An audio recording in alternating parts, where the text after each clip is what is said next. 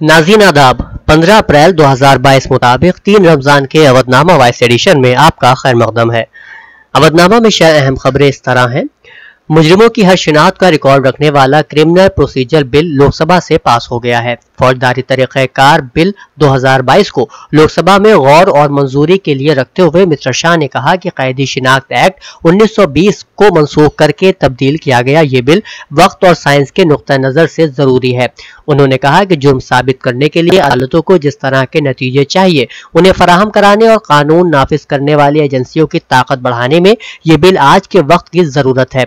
Mister Shah ने कहा कि 1980 में लॉ कमीशन ने भी हुकूमत हिंद को ऐसा कानून बनाने की तजवीज़ भेजी थी जिसका काफी दिनों तक चर्चा रहा था। वहीं अपोजिशन ने आज इल्जाम लगाया कि फौजदारी ज़ाब्ता-ए-कार बिल 2020 आइन में दर्ज इंसानी हुकूक और बुनियादी हुकूक की खिलाफ वर्जी करता है और मरकजी हुकूमत इसके जरिए सियासी मकसद हासिल करने की कोशिश कर रही है।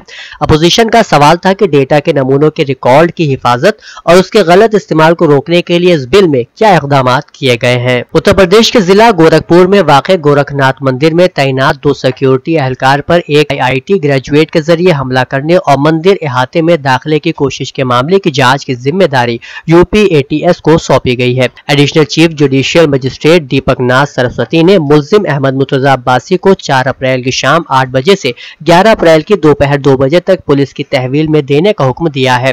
बता दें कि इतवार की रात मुर्तजा अब्बास नामी शख्स ने गोरखनाथ मंदिर में तैनात सिक्योरिटी फोर्सेस पर हमला कर दिया और मजहबी नारे लगाए, जिसके बाद उसे गिरफ्तार कर लिया गया।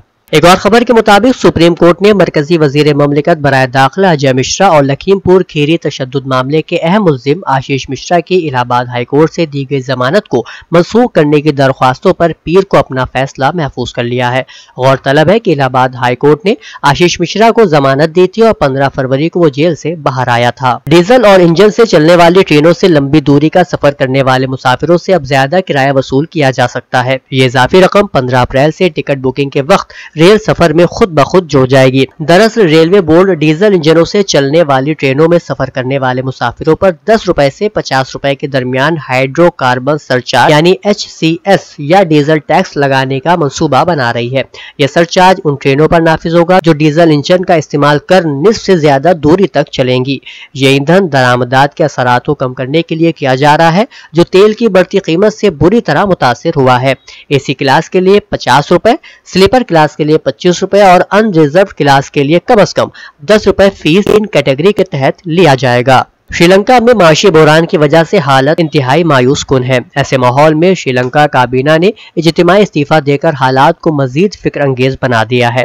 ताज़ा तरीन खबरों के मुताबिक श्रीलंका के सदर गोटाबाया राजापक्षा ने पीर को 4 वज़रा को हलफ दिलाया। खबर एजेंसी सेनवा की रिपोर्ट के मुताबिक सदर दफ्तर के अफसरान ने कहा कि साबिक वजीर बराए इंसाफ अली साबरी ने नए वजीर मालियात की शक्ल में हलफ लिया है, जबकि GL पेयर्स ने वजीर खारजा की शक्ल में और दिनेश गोवर्धन ने वजीर तालीम की शक्ल में और जॉनस्टन फर्नांडो ने वजीर बराए शाहरा की शक्ल में हलफ लिया। सरकारी अफसरान का कहना है कि अगर अपोजिशन पार्टी मुत्तहिद हुकूमत बनाने के लिए मुत्तफिक होती है तो आने वाले दिनों में और वज़रा को काबीना में हलफ दिलाया जाएगा। उत्तर प्रदेश में योगी हुकूमत के मवेशियों, दूध की तरक्की और अक़लियती बहबूद के वजीर धर्मपाल सिंह ने कहा है कि वक्फ बोर्ड की जमीनों से गैर कानूनी तजाविज़ात को हटाने के लिए बुलडोजर चलाए जाएंगे। मीडिया से बातचीत करते हुए धर्मपाल सिंह ने कहा कि वक्फ बोर्ड की जमीन पर माफिया का कब्जा है, हम उसे आजाद कराने के लिए काम करेंगे। उन्होंने दीनी इदारों के हवाले से कहा कि रियासत में सिर्फ वही मदरसे चलेंगे जिसमें दहशतगर्दी की तालीम नहीं बल्कि कौमी तालीम दी जाएगी। पाकिस्तान के वजीर आजम इमरान खान की क़यादत वाली पाकिस्तान तहरीक इंसाफ यानी PTI ने पीर को निगरां वजीर आजम के लिए साबिक चीफ जस्टिस गुलजार अहमद का नाम तजवीज़ किया है। ये इत्तला साबिक वजीर इत्तलात व नशरियात फवाद चौधरी ने दी। उन्होंने कहा कि पार्टी ने निगरां वजीर आजम के ओहदे के लिए अपने उम्मीदवारों के नामों को हतमी शक्ल दे दी है। रियासत के बच्चों को तालीम याफ्ता करने और प्राइमरी और अपर प्राइमरी स्कूलों में उनके 100% दाखिले को यकीनी बनाने के अपने मिशन के तहत वजीर आला योगी आदित्यनाथ ने पीर को रियासत के सबसे कम शरह ख्वानदगी वाले जिला श्रावस्ती से स्कूल चलो मुहिम का आगाज किया है। ये मुहिम 1 महीने तक जारी रहेगी। इस मुहिम के तहत उन अजला को तरजीह दी जाएगी जहां पर शरह ख्वानदगी सबसे कम है, जिनमें श्रावस्ती, बहराइच, बलरामपुर, बदायूं और रामपुर अजला शामिल है। اس موقع پر خطاب کرتے ہوئے وزیر اعلیٰ یوگی آدتیہ ناتھ نے لیجسلیچر، کاؤنسلر، پنچایت اور میونسپل کارپوریشن کے نمائندوں کے ساتھ ساتھ دانشوروں سے اپیل کی کہ وہ اس مہم میں شرکت کے لیے سامنے آئیں۔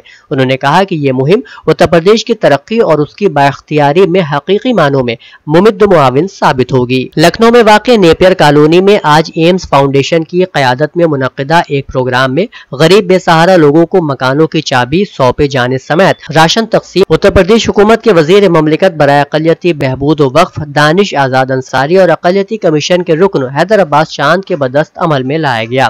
اس موقع پر اتر پردیش حکومت کے وزیر مملکت برائے اقلیتی و بہبود و وقف دانش آزاد انصاری نے پروگرام کو خطاب کرتے ہوئے ایمز کے کاموں کی ستائش کی اور ہر ممکن ایمز فاؤنڈیشن کی مدد کی یقین دہانی کرائی۔ یوگی سرکار میں مجرموں کے خلاف زبردست کارروائی جاری ہے۔ پریاگ راج ڈیولپمنٹ اتھارٹی یعنی PDA نے باہوبلی مافیا اور سابق MP اشرف کی 150 بیگھہ رقبہ پر غیر قانونی پلاٹنگ پر بلڈوزر چلا دیا ہے۔ پلاٹنگ کو بلڈوزر سے گرایا جا چکا ہے۔ اس اقدام سے ہلچل مچ چکی ہے۔ PDA کا دعویٰ ہے کہ لے آؤٹ کی منظوری کے بغیر پلاٹنگ کی جا رہی تھی۔ PDA نے اس کے لیے نوٹس بھی جاری کیا تھا، لیکن لے آؤٹ کے لیے کوئی درخواست موصول نہ ہونے پر بلڈوزر نے تمام پلاٹنگ گرا دی۔ اسلامی جمہوریہ ایران نے کہا ہے کہ سمجھوتا بہت جلد ہو سکتا ہے اگر امریکہ اس بات کو سمجھ لے کہ ایران اپنی ریڈ لائنوں کو ہرگز عبور نہیں کرے گا۔ اسلامی جمہوریہ ایران کی وزارت خارجہ کے ترجمان سعید خطیب زادے نے پیر کے روز نئے ایرانی سال میں پہلی بار نامہ نگاروں کے ساتھ اپنی ہفتے وار پریس کانفرنس میں کہا ہے کہ امریکہ اگر چاہتا ہے کہ ویانا میں سمجھوتا طے پا جائے تو اسے جلد اپنا سیاسی فیصلہ لینا ہوگا۔ انہوں نے امریکہ کی جانب سے نئی پابندی عائد کیے جانے اور ویانا مذاکرات کے بارے میں کہا کہ امریکہ نے اس قسم کے متضاد اقدامات زیادہ انجام دیے ہیں۔ ایران کی وزارت خارجہ کے ترجمان کے بقول ویانا میں جو کچھ بھی صورتحال بنی ہوئی ہے وہ امریکی رویے کی بنا پر ہے۔ امریکہ باقی بچے مسائل کو اپنے اندرون ملک مسائل سے جوڑنے کی کوشش کر رہا ہے، جبکہ ایران اور ایرانی ہمیشہ انتظار نہیں کر سکتے۔ یوکرین کے شہر کارخیف میں روسی فوج کے تازہ حملے میں 7 افراد ہلاک اور 34 زخمی ہو گئے ہیں۔ غیر ملکی میڈیا کے مطابق یوکرین کے قصبہ بوچا میں اجتماعی قبض سے 57 افراد کی لاشیں ملی ہیں۔ یوکرینی فوج نے حال ہی میں روسی فوج یہاں کا قبضہ چھڑایا ہے۔ اجتماعی قبض سے ملنے والی لاشوں کے بعد یوکرین نے عالمی عدالت سے تحقیقات کرنے کا مطالبہ کیا ہے۔ نیٹو کے سیکریٹری جنرل نے کہا ہے کہ بوچا میں شہریوں کا قتل ہولناک اور قطعی طور پر ناقابل قبول ہے۔ عراقی ذرائع نے ملک میں حکومت سازی کے لیے شیعہ کوارڈینیشن کمیٹی میں شامل جماعتوں کے درمیان مذاکرات شروع ہونے کی اطلاع دی ہے۔ شیعہ کوارڈینیشن کمیٹی کے عہدیدار نے اپنے ایک بیان میں کہا ہے کہ اس اتحاد میں شامل جماعتوں کے رہنماؤں کے درمیان صلاح و مشورے کا سلسلہ جاری ہے تاکہ صدر پارٹی کے ساتھ پائے جانے والے اختلافات کے حل کا راستہ تلاش کیا جا سکے۔ پاکستان کے اندرونی سیاسی بحران میں امریکہ کو گھسیٹنے کے انتہائی خطرناک اور واضح نتائج کے بارے میں بات کرتے ہوئے ایک ممتاز مالیاتی نیوز سروس نے خبردار کیا ہے کہ پاکستان کے دیوالیہ ہونے کا خطرہ بڑھ رہا ہے۔ ڈان اخبار کی رپورٹ کے مطابق بلومبرگ نیوز سروس کے مالیاتی گاہکوں کے درمیان زیر گردش رپورٹ میں کہا گیا ہے کہ پاکستان کی سیاسی ہلچل ملک کو درپیش خطرے میں اضافہ کر رہی ہے اور ملک کے بانڈز اور کرنسی میں مزید نقصانات کو جنم دے رہی ہے۔ اسلامی جمہوریہ ایران اور افغانستان کی شیعہ علماء کونسل نے علیحدہ بیانات میں افغانستان میں ہونے والے حالیہ دھماکوں کی مذمت کرتے ہوئے کہا کہ ان دھماکوں کا مقصد افغانستان کے عوام کے مابین تفرقہ پیدا کرنا ہے۔ اسلامی جمہوریہ ایران کی وزارت خارجہ کے ترجمان سعید خطیب زادے نے افغانستان کے شہر ہرات کے علاقے جبرائیل المہدی میں مظلوم عوام کے بڑے اجتماع پر تکفیری اور دہشت گردوں کے حملے کی شدید الفاظ میں مذمت کی اور ایک بار پھر امت مسلمہ کے درمیان انتشار پھیلانے والوں کی سازشوں کی بابت خبردار کیا۔ فلسطین کی اسلامی مزاحمتی تحریک حماس کے سربراہ اسماعیل ہنیہ نے دوحہ میں قطر کے وزیر خارجہ محمد بن عبد الرحمن آل ثانی سے ملاقات اور گفتگو کی۔ یہ ملاقات صہیونی فوجیوں کے ہاتھوں غرب اردن میں تحریک جہاد اسلامی کے 3 اراکین کی شہادت کے محض 1 روز کے بعد انجام پائی ہے۔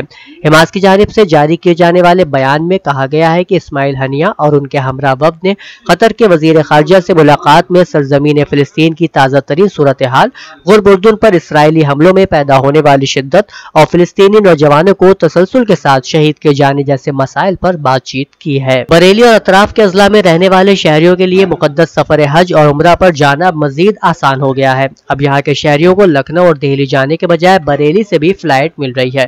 بریلی شہر سے پہلی مرتبہ ماہ رمضان میں عمرہ کرنے کے لیے ایک قافلہ روانہ ہوا ہے۔ ماہ رمضان المبارک میں مقدس سفر عمرہ عمرہ پر جانے والے عازمین پہلی مرتبہ بریلی سے روانہ ہوئے ہیں۔